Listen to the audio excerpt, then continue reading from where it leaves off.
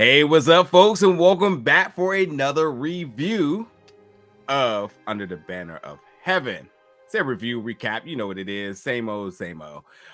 Najee alongside of Terrell, alongside of Kelsey. The three of us tonight are going to be breaking down episode 4, Church and State. You all loved our review last week. A lot of good feedback and commentary coming back from last week.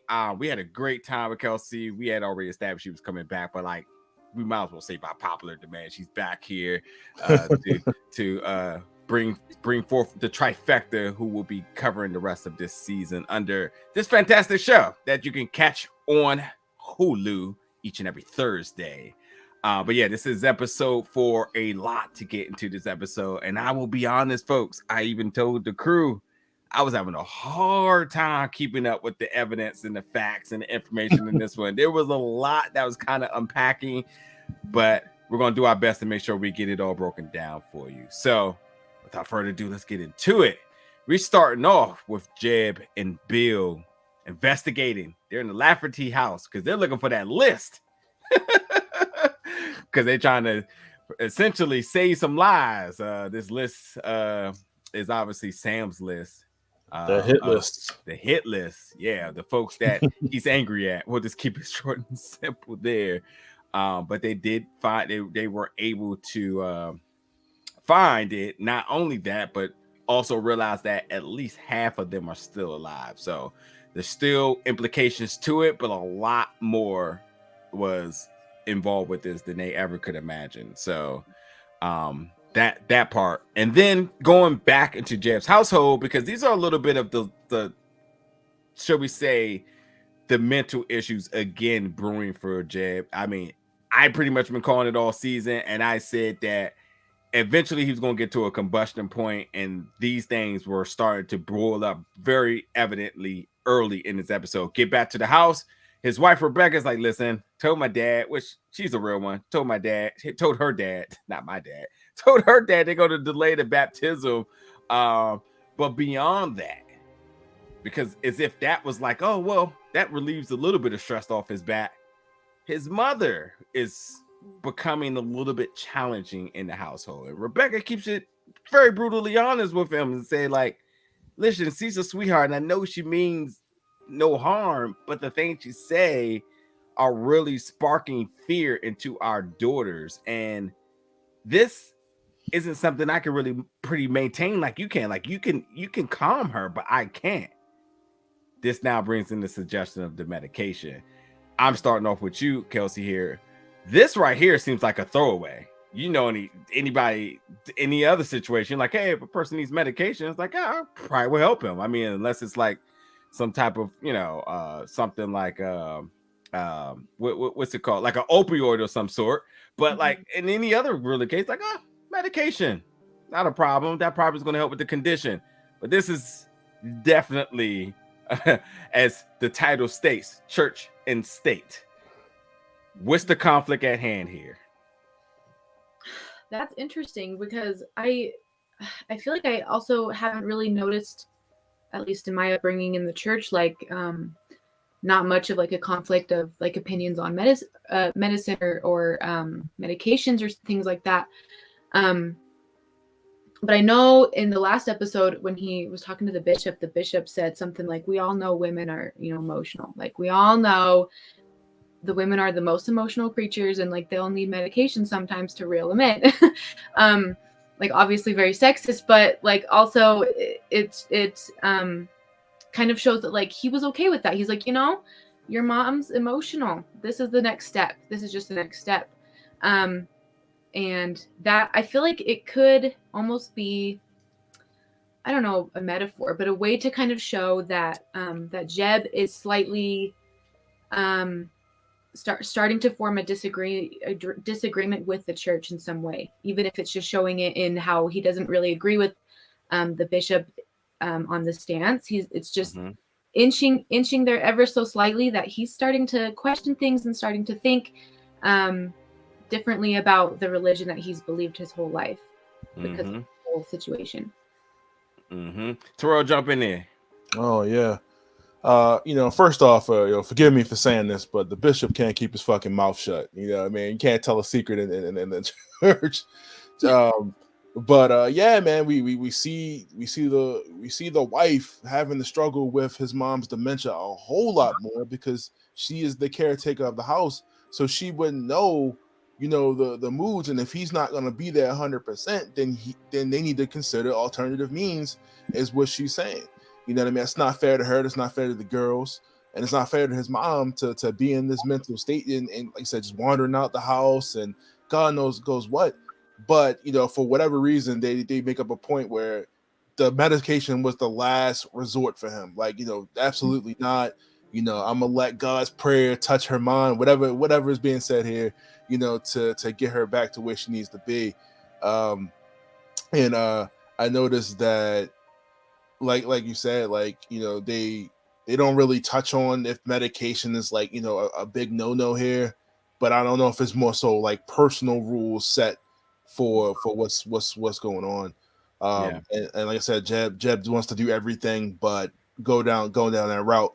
I really feel like at this point in the show, they should just have like a Jeb religion meter of like where he's starting to fall. You start to see a decrease. Like he's like, yeah, you just check the side effects out. Go ahead and get the medicine. so you can start to see him slip. As this case starts to get more and more to him. Listen, it don't have to be that show, but it certainly could be this show. So where would you say his religion meter is right now then? Out of 10, where's that needle ticket? Started off at a high 11, probably about a 7 now. Okay. Yeah. So he's 7 out of 10 religions right now. Okay, fine. Dude, why do I do reviews with you? I don't know. But yeah, he said call the doctor, get the side effect. If that wasn't the most dismissive way of saying like I don't got time to deal with this shit right now, like go handle that. Which again, I know that this show is an eye into the religion, and the religion almost makes women seem inferior. But damn, if this ain't the biggest example of how strong women are, I don't know what to tell you. Raising 2 kids, dealing with a husband who is a detective, who is clearly about to go down a mental trip, and then the caretaker of his mother due dementia. People get paid big bucks to handle one person medically trained to handle somebody with dementia, and she out here doing it all. We talking almost 10 years? They said that she's been living with him. Nah, you gotta go after 2. You gonna have to find some. Nah, it's crazy, man, crazy. All right, so this now takes Jeb into you know what? For whatever reason, I forgot to pick up his name. The guy that he went in to actually get more information about Dan, and understanding when Dan came to him and was he a banker? Who was that guy? He was like the loan officer or whatever. Yeah, the loan officer. There we go. I forgot his name for whatever reason. Really quickly, was there something to make why he dismissed the candy? Oh, yeah. He said something like, I don't want to keep disappointing my dentists. Yeah. I know it all has to do loosely with the thing that they mentioned, the word of wisdom, and that covers like a bunch of things, but it's mostly like the goal of trying to keep your body pure and healthy. To God's standards. But then, I mean, nowadays we were praying over, brownies and ice cream to bless our soul, bless and strengthen our bodies. And of course, brownies aren't going to do good for anybody. But he might have, there are some people who take it more seriously and try to live more, very, very healthy because our body was given to us by God, and so we need to treat it perfectly. And so I think for him, the same thing with like the French fries in the other scene, like, and he's like, oh my gosh, like don't eat it. And the one piece of candy, I think that part is very like very strict in that setting, which is very silly. Whereas other parts of the religion he has no idea about, like these like horrible things. It's like a weird contrast in that. Yeah. I thought it had something to do with like the artificial sugars and obviously, like the unknowns of like the stuff they're putting in the food. If it's not kind of like Jewish people with like kosher foods and stuff like that has to be prayed over or, whatever before they can eat it. Well, me on another scale. On his religious meter, he's definitely at a 6 now because no Ooh. one passes up Sunday candy. That's just problematic Not a right there. scotch. Yeah, you don't pass up on no Sunday candy. I don't care how many you had. You put that baby, even if it's open, you put that baby in your pocket and you chew that up later. Sunday's candy from Sunday's best. But what's interesting about this part of the episode is because we understand about Ron's wife writing that letter, Diana. So like we're starting to see like where the woman involvement with some of the schemes and some of the beliefs and or some of the, I almost say some of the intel being released out here. And then that kind of changed things because now they start to tie Brenda to this as well. Diana wrote the letter, then Brenda obviously put the pen in her hand, like a bunch of different things kind of going on. But ultimately, while this seems to be the focus of Ron, who is just all about construction, and we always said he's like, although being the oldest, he is on the outside of the family. I really, really love the dynamic of him and Dan in this episode. We'll get to it in a little bit. But Dan, the wrecking ball, the hothead, the one we always known him to be 2 shows in already. He just continues to have characters that he's just the loose cannon and whatnot. But you can almost say the anti-patriot on both accounts, but it is what it is. But obviously with his anti-government scheme and whatnot, running for sheriff, this is again going back to the title, church and state.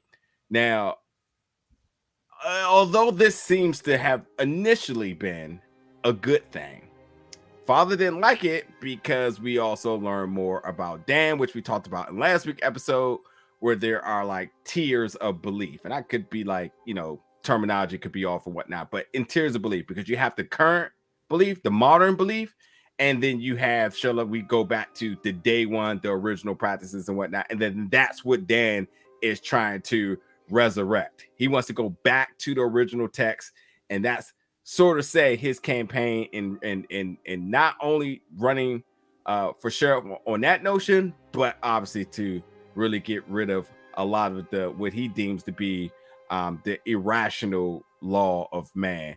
So to throw it to you, Kelsey, Dan here, what is this whole energy going on with him running for sheriff and his dad coming in basically like like this ain't good? As I explained what Dan's purpose is, but what's the ultimate liability going into what we should say the modernization of the religion, with him wanting to almost expose the original text? Mm-hmm. Wow, that's a lot. That's a lot. Yeah, well, I know, who was it? Joseph Smith, the prophet. He ran for president, actually in the time, I think it was like 1844, something like that. Mm-hmm. And he died before the election took place, but he was very like in love with like the Constitution, the government, and all of that. And so if you're going back to the roots of this religion, you're gonna see that, you're gonna find that. And if you sympathize with that somehow, if you believe that God is also talking to you, like God was talking to Joseph Smith, then, make those connections. And so I think, for him, the next step is running for sheriff. And I don't think that was, of course, the final goal. I think he was going to try to go up and up and up. I don't know, but we see that he's obviously off his rocker in some way. I feel like his religious meter is off the charts because he's had a vision. Yeah, he believes everything he's doing is, sacred and holy from God, even when everything. It is very, very against like rules to smoke in the Mormon religion. So, he takes a puff. That already is like, oh my gosh, what? Like that was shocking. That's shocking for the brothers to see. And then he just grabs the girl and kisses her. It's not his wife. That's also, that's usually frowned upon anyway, but he's just joking, he's laughing because to him, he talks to God. God knows the plan. He knows God's plan. All of that, it can be justified to him. So he's writing on like this power that he feels that he has, that he believes he has, and it's terrifying because he thinks he's unstoppable. Yeah. Oh, well, it's that moment in the show once again in the religious meter. So what is Dan's number right now? We need a number, Kelsey. Where's Dan at with his? Well, I feel like he could be like 14, 15 out of 10. He's way beyond normal a normal realm of religion. He's way past. No one's gonna argue that one.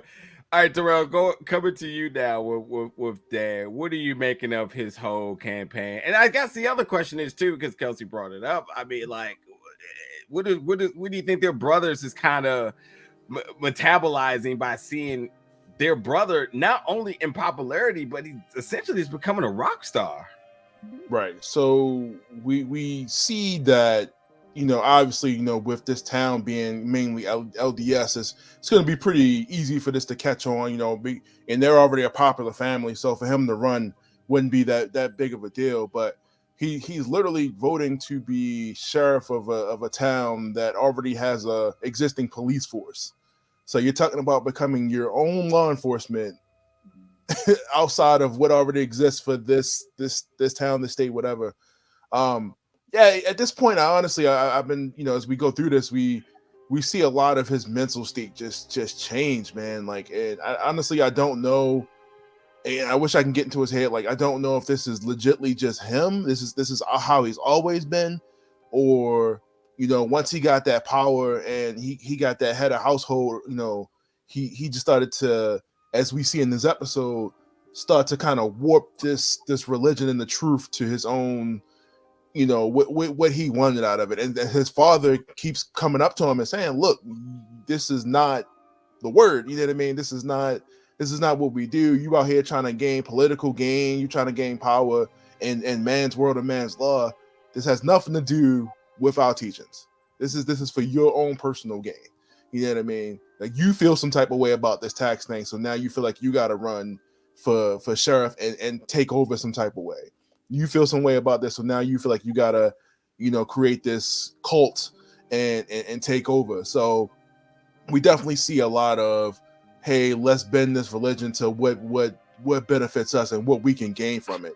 And we see a lot of, his also this political standing that he has, especially against government and the whole tax thing, which is hurting his brother Ron and his business.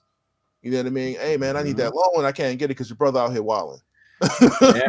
He out here talking stuff. The bank is a government, what organization, bro? Like, what do you think was going to happen? Like, so we like I said, we definitely see his mental from, hey, I believe this word of is true, to now I'm going to start to write my own script on this, like they show with the prophet. Hey, I was there when you wrote it, bro. What are you talking about? What do you mean? Like, so now we get into the whole, like I said, bending it to your own will. Hey, I think I need another wife now. I had a vision last night. What's up? Yeah. If there's like a definition that combines like a narcissist and a gaslighter, and then like times 10, that's like what Dan is embracing right now with the religion. Like, this man has just superseded all forms of these terms, and like you said, bending it to his will left and right. He feels untouchable, and that's like it's a dangerous mindset that he had beforehand, but now it just seems like it's just even more inflated. A couple of things to kind of bring up here. I guess we should just go ahead and do this for shits and giggles too.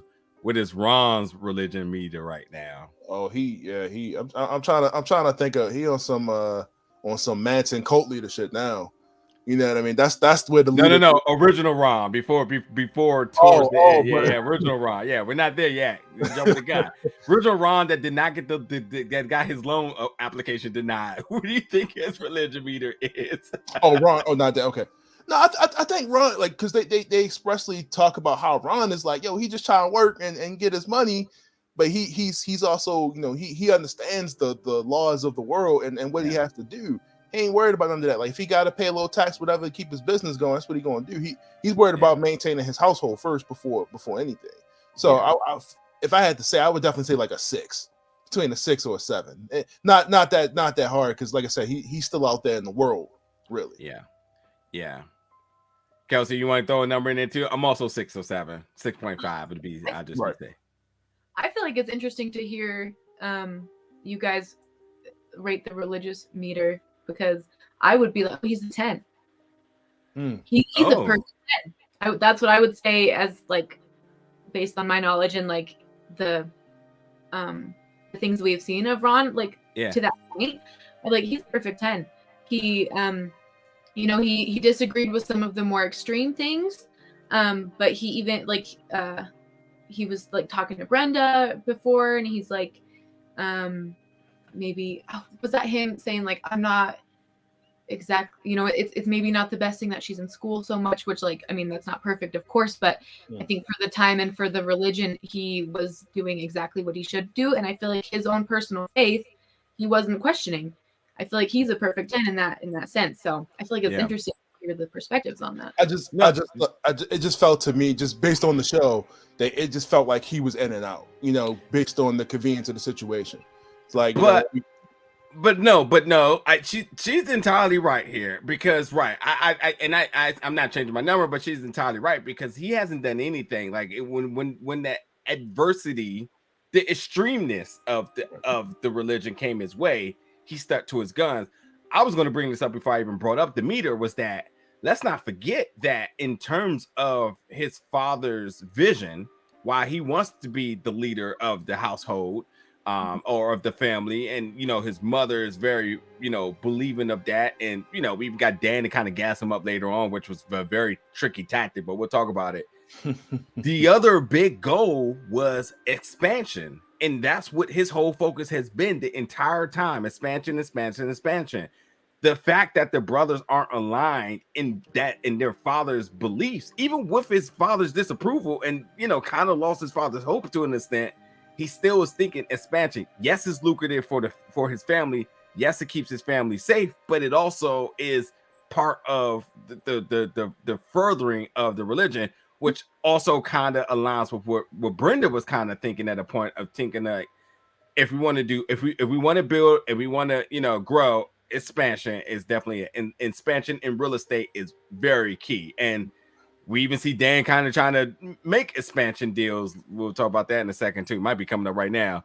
But yeah, it's hard to say like he hasn't done anything wrong. He just got the disapproval of his father, and he hasn't went out and caused trouble for the family.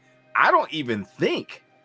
I mean, he might have been originally a suspect, but I think once they figured out what kind of happened at the bank in terms of what Dan influence was, I think he's kind of off their radar for the moment. So of all the brothers that they're trying to collect the Infinity Stones, like Ron may not be one that they're worrying about just this moment, you know? So what you gonna say, Terrell? No, I was just gonna say, like, again, I mean, I'm not saying like he wasn't, you know, following the faith, but you definitely just see scenes of wavering throughout the episodes. Yeah. That's why it's a fluctuating, okay, you know, thing. Right. Yeah. So going to the next thing now. Now Dan's whole goal is he's trying to find people who are talking his language now. So he wants to find folks who's out here who believes in the original text. And well, of course he brings his younger brother Robin, because why not? This is part of, you know, the virus spreading essentially, because he wants to show them like, no, like this is what we know. This is what we should be believing. I mean, and again, because he's manipulative, because he wants everything to be rooted through him. Yes, like a part of him saying like we should go back to the original text. I don't think that's a bad idea, because he's trying to educate himself for what it is. Right. What I do think is a bad idea is he's going back to the original text to be manipulative, to make it beneficial for him currently in every fashion of his life. And now we even see him trying to get the approval from his brothers, who who knows where his brothers kind of stand? Maybe they're bystander. I mean, when their father comes around, it's like, oh, pro dad this, you know, or if Ron's around, then they may be pro Ron, you know. But Dan is, as the leader of the household, they're kind of like, yeah, he's the leader, but we still kind of do our own thing, which is why we talked about before about like how the power dynamic in the house feels a little bit different. I think Dan not only is trying to just, you know, win the approval of his household, but of everybody around. I think that's his whole goal. And he realized like, I need my brothers to rally behind me. So he brings Robin with him and says, listen, we got to go find more people who are the believers of the original text. And this is obviously still rooted through the conflict of law and heaven. And beyond that, that's when they go to the fundamentalists, the FLDS. He goes and do business with them. Robin's like, you come on, bro. You know damn well this ain't the move. You don't do this, but he see benefit in it, and he's literally like a virus. Like he gets there and he's kind of humble and looks around. Polygamy. You all that's what y'all do, huh? Yeah, it's you know, and he's spitting all this other different stuff that kind of went over my head, but nonetheless, the only thing that mattered to him was like, listen, we're gonna drop off these materials, we're gonna collect this cash. I got questions for you. I mean, he gave him the craziest interrogation I've ever seen in my life. He like, or some type of testing done. But at the end of it, what was taken back was, which I can't wait for you. Hopefully, you be able to chime in on this. This was the biggest thing, Terrell. You can't answer because you continuously get this wrong.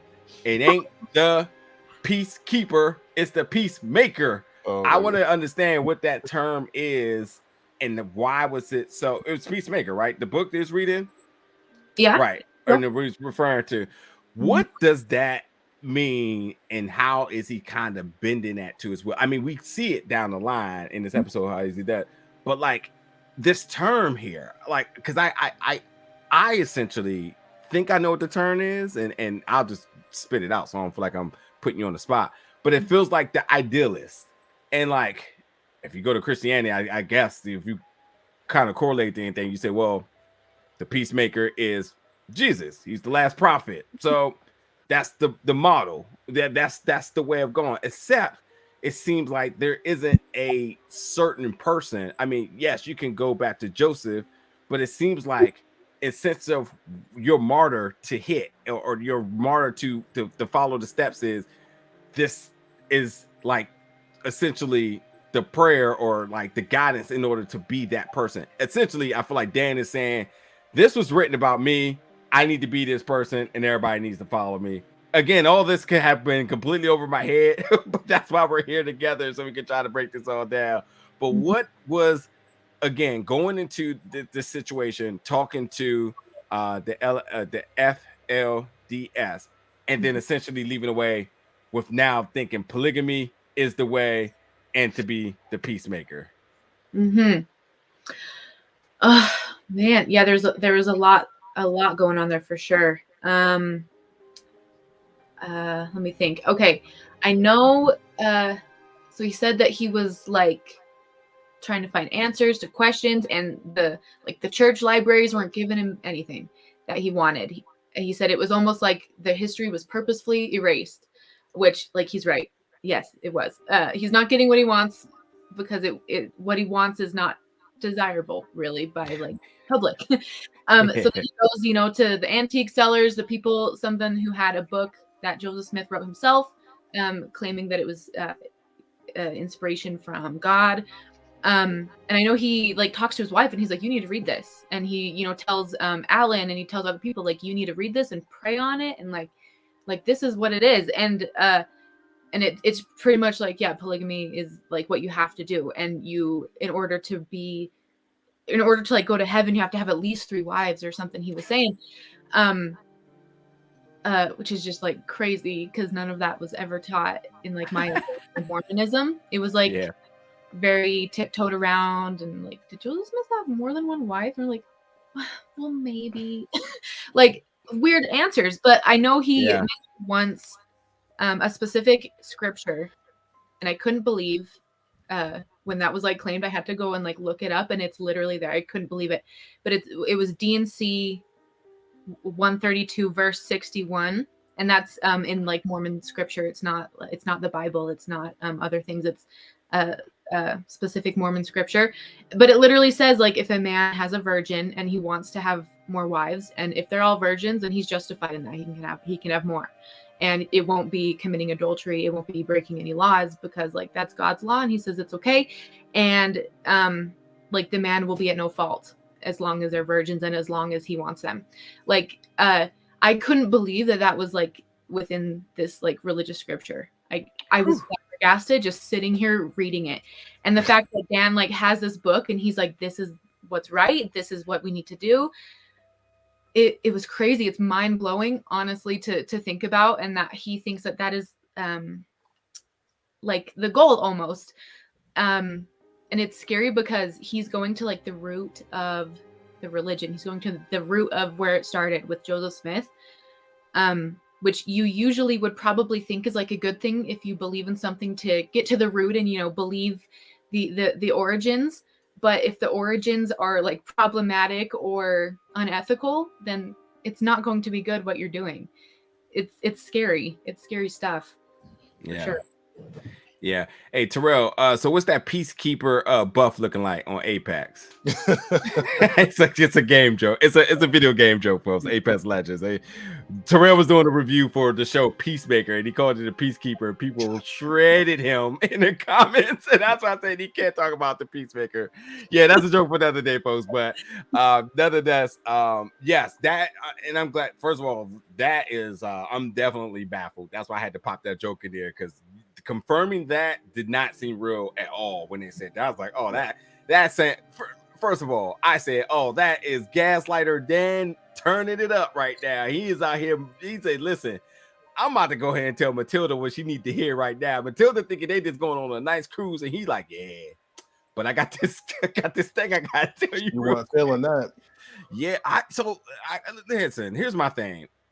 Matilda's Scottish, first of all, so I love her accent, and I love just how she takes the viewers on this same ride, because especially not being educated in the religion, you hear him talking, and the first thing you think was just like, what? And she's listening like, yo, what are you talking about? Like, and then she goes down the route of which I would have kind of rebutted with, like, what you think I'm not good enough? Like, and you trying to justify by saying all this. And then she also wisened up and said, listen, you need to pull over. Like, you're doing too much. The cops are behind us and whatnot. And I also think you can kind of look at her whole demeanor once he did get arrested, ran out the car like a fool, and is like, witness. And she's looking like, what? So yeah, she also mentioned something about the prophet with like underage girls or something like that. And like, is that the route that you want to go down? And it's like, you know, he's like, don't question me. This is what's something, you know, it's about to happen. Yeah. like get with it. So yeah, you can definitely see he reading that. He probably had the pages highlighted too. Yeah. We'll talk about that tonight. Yeah. I don't know if this follows just yet. Oh, it does actually follow, because this is when they start to reference back to Emma. And actually, let me just close out this whole thing with Matilda real quick. So, you know, like you said, you know, 3 wives in order to be established as the man, like that's the only way you can be the head of the household. And she definitely rebutted, right? Was like, well, what are you now then? I was like, yeah, like, so what are you now? Like, all that you're talking about. He needs more wives in order to be viewed as the head of the household. It's just completely silly. And like, yeah, whatever. I think they also get. I think this is the same scene. At the same time, they're also getting into the backstory behind Joseph Smith. Like, that's what I'm getting at. Mm-hmm. In the conversation with his wife, where you could tell she's strong. She ain't with it. Listen, like, what? Well, you gonna do it? I'm stepping out too. What's up? Listen, this is the hot take. Like right here. Like, let's just be honest. If Emma Smith was the head of this religion, generationally different takes all down the line, because she seemed to be like common sense. She also had it's time for that time again, folks. This time it's the petty meter, because hers is screaming at a 15, because she said, listen, if you want more wives, then I want more dudes. So like, what you want to do? So, but I mean, like her wherewithal in all these situations, and I understand her as his partner, she's not going to revere him like everybody else does, Right. but she has literally been like the bit of common sense that he kind of needed in some of his rationalities. And I also think that, you know, you know, people say this term, you know, woman is the future, but thinking in the past, like she was the future before the future was even the future, because she had already seemed to kind of been wizened up about certain instances. And like, obviously I don't know much about the religion besides the show, but I mean, like, just looking at her dynamic and her being able to challenge Joseph when he does go off the rail, when we see Dan kind of embody who he is. And that's why they're making a point of reference, because whether we get a lot of screen time with Joseph Smith or you get a bunch of time with Dan, we know that Dan is essentially trying to be the second coming of him. So you have to think that his mindset, maybe not his irateness is aligned, but his mindset is trying to align with him. So when you think about some of the things Dan are doing, you would think, like, well, he's doing that because he thought Joseph Smith did that, and because of the, you know, the obviously the different things that happen between the state and the religion and whatnot. But how many times has Emma been referenced as like a good point? They brought up Brenda when they was like, oh, well, Brenda's like Emma, came out and challenged things. And like, wow, most people are opposed to that. They were kind of fond of it because, like, well, what she's doing is actually kind of beneficial. Like, she's doing something like different. And like, we don't like women to step out of line and do these things, but she's making change, which, you know, ultimately we're going to get to some point realizing that some of the things she did might have cost her life.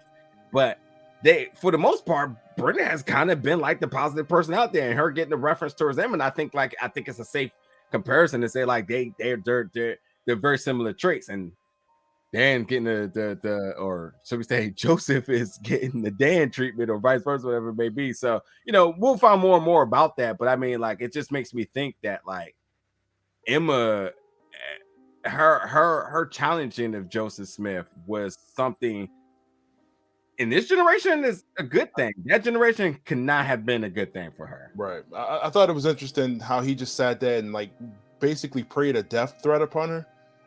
She was like, what? What's up? The Dan treatment, the manipulation, saying, listen, okay, so you got a point, but also I'm about to just go ahead and say this prayer real quick. And this prayer says, you know what? You're going to get destroyed if you try that.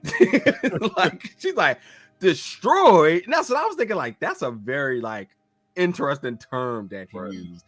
So, Kelsey, I'll throw it to you because I've been babbling for a lot. So your whole make of that whole scenario I just went on about.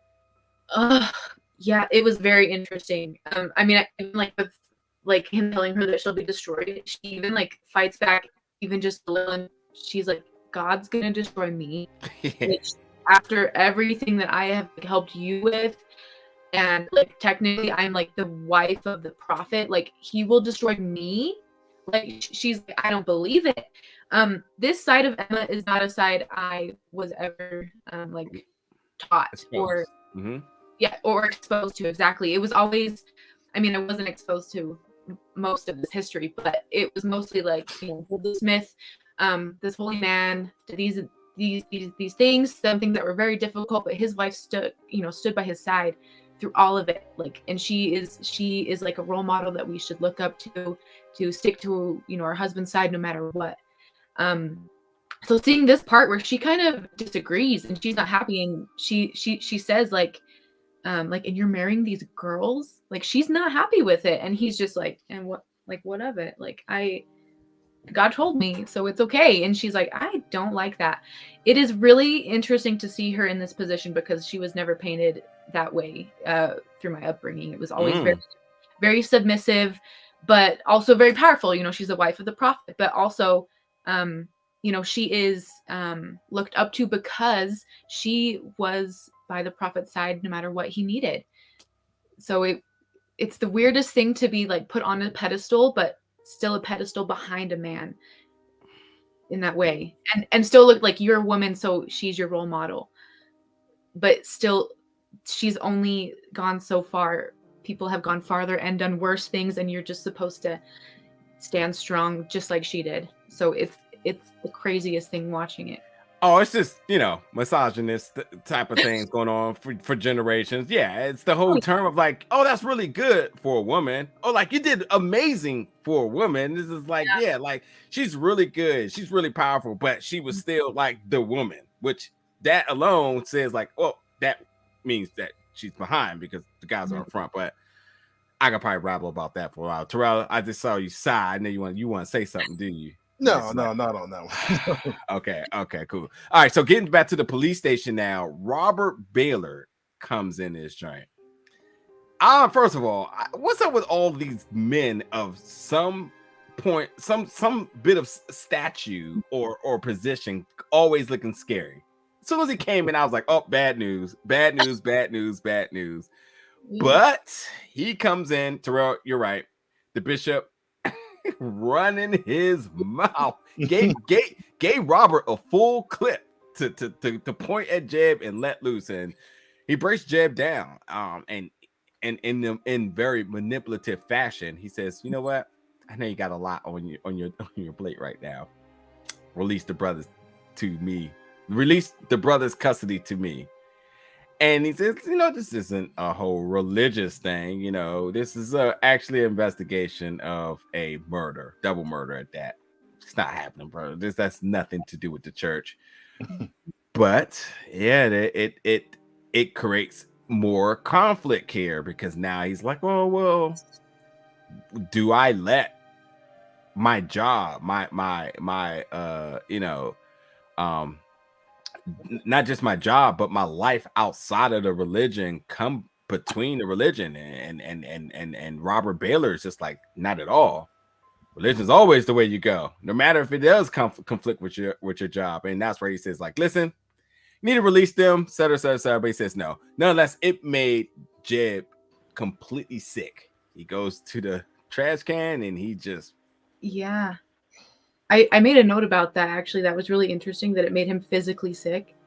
Like that conversation, I feel like I can relate to that in some way because he's realizing that like his whole worldview, his whole structure of things, like the men he's respected his whole life, are a little bit unethical. Maybe a little bit is, an understatement. He's like, this is a murder investigation, and like this church stake president, he said, that's kind of like a higher up in the area. He pretty much told me to like sweep it under the rug, pretty much. And he's like, everything that I've taught within, my profession, it was murder, and like murder of a baby nonetheless. And he's telling him to like, we don't want the church to be embarrassed. Like it physically made him sick. That just like shows like the gravity of this whole situation. It's crazy. Yeah. It's funny you mentioned earlier like he was preaching down to him, but you notice like those first two episodes, Jeb was kind of doing that with some of the Lafferty brothers. Like he was kind of bringing that, like, hey, using it as an as a tactic, but believing like, hey man, you really believe, like, breaking the covenant or whatever the conversation was. And now it's completely turned around where he's like, he's really listening. What's the brother's name who was accused of the murder? And his husband. I'm about to say Robin. Alan, thank you. Yeah. So Alan, remember how off put he was. Just he wasn't really trying to hear anything he was saying. Now he was like, okay, tell me more. What's up? So you definitely see him opening up more to that. He's not as jumping straight out with the church's law and everything like that now. So like I said, that made me think about that scene when it made him sick. Like, man, they really be doing this. You know what I mean? This is the thing that Alan's been talking about. You know what I mean? Like they use this to their advantage. Like, yo, you think I'm just gonna let you walk out of here with 2-3 murder suspects? Because nah, come on, stop it. Like, embarrassing me for one. Get out of here. This is a police station. Yeah, you have no jurisdiction. Like, yeah. Also, I don't know if Bill was in this scene, but man, if Bill wasn't a fly on the wall this entire episode, like, listen, send me back to Reno because it's wild out here. Like, I can't believe I think I'm getting all this. Like, Jesus Christ. Anyway, going back to Ron and Dan now, that this was my favorite part of the episode because I didn't see this coming or playing out the way it did. Ron, as the older brother, and if you had to kind of rank the brothers you like, at least I think I'm gonna put Ron. I think I'm gonna put Ron 1. I'm definitely I'll probably put Alan too, you know, because he seems to just be manipulated since he's younger. And then the other thing is it's a clusterfuck at the bottom. But Dan is definitely rock bottom on the bottom of my list. So essentially, you got, you know, who I feel has the most common sense against who has the least common sense. So in proper fashion, sending Ron over to get Dan in order just seems like the right thing to do by order of their dad. And while they got the other folks there, here's what's interesting. While that mission was supposed to be what it was, it did not turn out the way they thought it was going to turn out, because what did you know? It seems like Dan may have gave Ron a change of heart. I was flabbergasted. I was like, wait, what? He's actually buying into this, it seems like now. It's an interesting take, and I think it's going to make for an amazing next episode of how these events turn out. And you kind of think about it. If Dan also can get Ron on board and somehow, some way, I mean, he's still not going to help him get approved for loans. That's not happening. But he can get his brother alongside. I mean, he gave his brother what he wanted.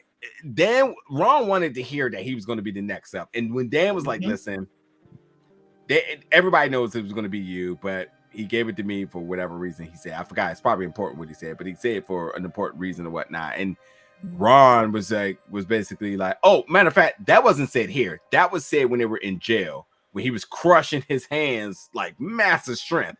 Those construction hands, by the way. He was breaking his hands in a hand grip in jail. But that's when he let go, when he said, like, everybody knew you was going to be the one to take over the family, and Dad gave it to me out of spite and whatnot. So, you know, even in his irrationality, he still knows how to play the big joker in the game of spades here. So, but Kelsey, coming to you first, what did you make of this whole meeting and the dynamic, and where do you see the family going next? Yeah, I was surprised about it, and I honestly had a hard time following how Ron was like hearing Dan. Like, he was like, yeah, no, you're right. Like, I feel like it was a weird progression of things, because I feel like he also be kind of mad at him that, you know, Dad put him in charge instead of me. Like, I feel like you'd have maybe a little bit of animosity towards him, but he kind of was like, yeah, okay, like he was listening. And I was like, what the heck? What do you? Why are you even listening to him? But one part I thought was really interesting is that Dan kind of gives him like an ultimatum at some point. He's kind of like, you know, you're supposed to be in charge. And he's like, well, I don't know. I don't know if I believe exactly what, you know, where you're going with it. He's like, you know, the Laffertys used to rule the land. And like we need to get there again. And he pretty much said, like, you can like change your name, like you will no longer be a Lafferty, or you join us, you join me, you become the leader you're supposed to be. Like, it really was an ultimatum, and that's a big one. It's like, okay, we can be friends, or you're gonna be disowned from the family. Which is it? And so it's like, okay, I better jump into being the leader of the family, because the other option is like unthinkable. Like, I can't even think of that. It's complete manipulation, and it's crazy, the dynamic between the brothers there. Yeah. I can't wait for next week to see how that plays out, because man, what a turn of events. Let's get to the last few parts of this episode, and then we'll open up just in case there's anything I might have forgot as I'm hosting here, trying to go down all my notes. The press conference at the police station here. First of all, do y'all remember that reporter that did not know as much as the toaster? Was that what it was? Whatever it was, and they said, yeah, he doesn't know as much as whatever. And she's like, do we need to unplug it? I don't know, whatever it was, but he came in guns a-blazing, because at this point now they're trying to figure out information about the murders, the arrests, the suspects, and whatnot. And again, Bill is giving me full-blown me right now. Like, he's like, what in the clown circus act is going on right here? Like, because it's obviously, as the viewers, we know more than what, you know, is happening in progression of the story. And so when the reporters are coming in asking stuff, we're like, yeah, we absolutely know this has to deal with potentially the fundamentalists or the non-taxers folks out there. and they just trying to give like very elusive answers, the very ways to be dismissive is whatever can. But what do you know? Jeb comes out and says, you know what? He believes, or they suspect, or they're on to the fundamentalists of the Mormon Church, which I believe that was his wife, Rebecca, that they showed at home watching it and cut it off. Yeah. Mm-hmm. Yeah, conflict at home. Finally, there wasn't much conflict before besides the mother, but now like problematic now because obviously there's a couple of things. First of all, Bill recognizes that this puts their family in danger. This also exposes the church, which also gives him further conflict. By him being honest, and he was damn honest, and Bill being damn proud. This was a I don't know. Here's the simple question to you two. Starting off with you, Terrell. Would you have been honest at this point? I mean, yeah. I mean, like you say, that scene where, like you were saying, where his wife is watching the television and she cuts it off. She knew like that it was going to be some blowback coming from that. Like she's upset that he probably said that. But answering a simple question, like the reporter said, hey man, we suspected it's something to do with the Mormons. And of course this is going to make him an outcast because, like Kelsey said last week, you don't talk about what goes on in Fight Club. I mean, church. So you don't talk about that. You don't talk about anything that goes on within the church or within the walls because that's a big no-no. So him putting targets on these people is already come on. So I can imagine these next couple episodes not going to be as too pleasant for him, like you said. Yeah. Let's not forget too, he told his wife that he didn't know anything, that the reporters didn't know anything. So while it seemed to be contained, not Kelsey, get in there.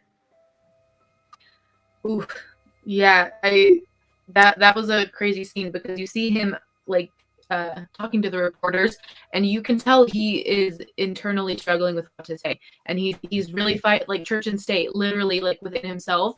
Because he knows what he believes and what he's been raised to believe, but he also knows what he's seen the past couple weeks, like the murders he's literally witnessed, and the evidence that's coming up, and it's related to this religion that he believes, and he really doesn't know what to say, and like the integrity within him, like it's like starting to shatter. But then he's I feel like he's like, no, like this is a danger, and Yep. I need to let people know in a way that maybe won't scare them. But in a whole, the whole state is Mormon pretty much. So you say anything and it's gonna spread. But Right. like he when he says, this seems to be related to the fundamentalist Mormons, and everyone's like, like it's sad, and like he probably regrets it in that very moment. But like, and he goes back inside, and one moment that brought like a tear to my eyes when Bill said, I'm proud of you. Because if you stand up a little bit to the religion, like you are questioning something on like such a public platform, like especially in a place where people think that is wrong to do, like you feel so small, you feel so wrong, like you feel like you shouldn't have done that, and like you regret it, but he knows he needed to. Yeah. But like for Bill to be like, hey, I'm proud of you, and Bill's a member of the church, which usually is seen as like, if you're not a member, you're bad, but like for Bill to be like, I'm proud of you, man, like that was a lot. And like he needed to hear that, to hear that he was going in the right direction, he's doing what he's supposed to. It's really a struggle between church and state, like Jeb and himself. It is so hard to watch sometimes. Yeah. He told him to take the day off, man. He said, you got that load off your back, man. Now you need to get you some R&R, man. That was a rough one. I also think too, let's not forget that by him saying this is a double exposure. Not only did he kind of put a target on who they feel is the type of suspects involved in the murders, he's also mentioned that there's fundamentalists out there as well, which also then says like, oh, well, you got the folks who are going back to the day one text out here doing things. So that's a whole nother level of extremes going on here. So we're going to kind of see how things pull up for that episode. Last thing for this episode I have is Granddaddy Mountain. I forgot that cop went up there. I was like, wait, I forgot they sent that little young boy out there, which was already wild considering what happened to Bill. So it's like, Right. oh, so y'all just gonna just let All by people out himself. here solo dolo it. Yeah. And gets up there and he finds Bishop Lowe. So Mm. see what that means going forward. I'm not gonna put a bet on something positive, but we'll see. Oh man, a very, very, very insane episode. So much stuff going on. Folks, anything else y'all want to add before we wrap it up for the night? Only thing I had was they did come out and say because of your boy Dan Wallen that the parents had to come home early and cut their trip short. Oh yeah. Now we know where that falls in the timeline. And you know what I'm saying? Like now they can't go out there and save souls. But you know, like I said, you know, and him just publicly slapping Dan every chance he gets. But just my favorite part of the show so far. But other than that, no, that's it. I was just wanted to say they did say that they did have to cut the trip short. Yeah. Kelsey, anything you want to add in there? I think one thing when they showed him going to church and they're walking up and some of the families are already like giving him side eye and like not looking at him. So it already shows like they're starting to be shunned already. Yeah. Because they're dead. Crazy. Yeah. That was something that I wanted to ask too. She made a comment about his wife having 3 children. Is that a thing where you have to have a certain amount, or I wasn't too sure. It made it seem like she was shunning her for not having more than the 2. I don't know about that part. I know it's a big thing in Mormonism to have as many kids as you can. Like it's usually very typical for families that have like 7, 8, 9, 10 kids. My grandparents had 7 kids. I only have 2 siblings, but it usually is like the more kids you have, like the bigger the kingdom of God you're building. So if they only have 2 kids, that can really seem like you're slacking. Like you're not doing your part in God's army. Like you need to have more, of course. And you didn't even get the 2 you have baptized. Like, you're going to be looked down upon heavily for that. Yeah, she was coming off like she was about to force the baptism. Like, what you want? Dip them yourself? Like, chill out. All right, well, yeah, like I said, this episode filled with so much information, filled with so many different things as the plot of this series moves forward. A lot of stakes at hand right now, and we still got the biggest question. Not with one appearance of Brenda, this entire episode, which still remains the big question of who's behind the murder. And for me, the suspect list is just even more wide open right now because at this point, it's just so unpredictable. And I mean, besides everything else going on, you know, that's the biggest thing of the show is who's involved with that. And I guess we're going to wait and see. But, yep, that'll do it. I will stop talking because I'm going to need you all to start typing down in the comments below your thoughts about tonight's episode 4, Church and State. Let us know your thoughts about our review, other feedback, suggestions, commentary, whatever it may be. And you know the deal. We'll be back each and every week with more reviews from under the banner of heaven. So thank you so much for tuning in. We'll see you then. Be safe, folks.